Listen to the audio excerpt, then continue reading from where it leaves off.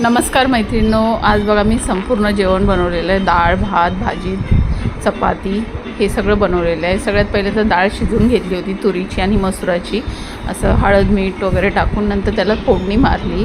तर फोडणी लसूण, जिरे, मोहरी ह्याची फोडणी मारलेली, टोमॅटो टाकलेला आहे। नंतर आहे ना त्याच्यामध्ये शेंगा टाकलेल्या आहेत आणि डाळीला मस्त अशी फोडणी मारलेली आहे।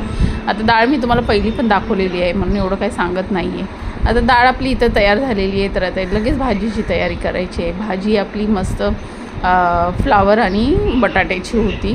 सगळ्यात पहिले तर मी फ्लावर असा फ्राय करून घेतलेला आहे। नंतर त्याच तेलामध्ये कांदा टोमॅटो टाकून फ्राय करून घेतलेला आहे। कांदा टोमॅटो जरा लाल झाला की आपल्याला नंतर फ्लावर टाकायचं आहे। नंतर बाकीचे मसाले टाकायचे आहेत। मसाले टाकून झाले की लगेच आपल्याला मस्त असं फिरून घ्यायचं आणि वाफेवरती शिजून द्यायची आहे। थोडीशी कोथिंबीर टाकून शिजून द्यायची आहे। तर इथं आहे ना मी गवार बनवलेली आहे।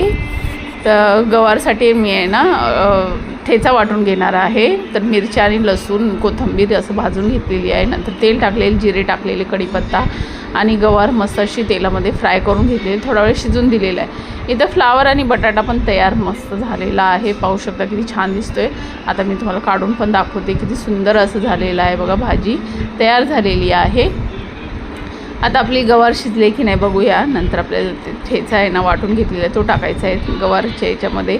तर थोडीशी आहे ना तेलामध्ये मस्त अशी शिजली होती गवार, त्याच्यामध्ये आता मी ठेचा टाकणार आहे।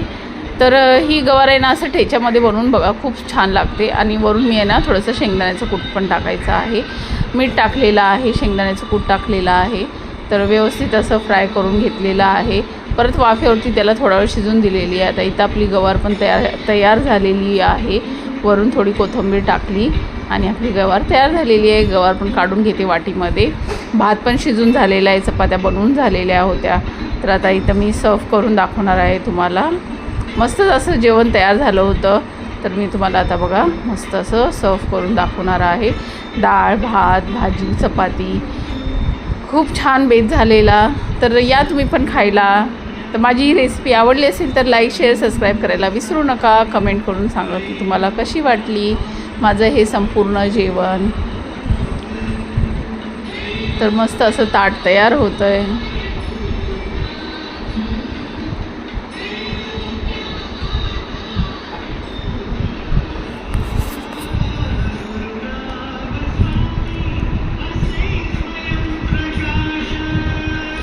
तर बघा ताट रेडी आहे।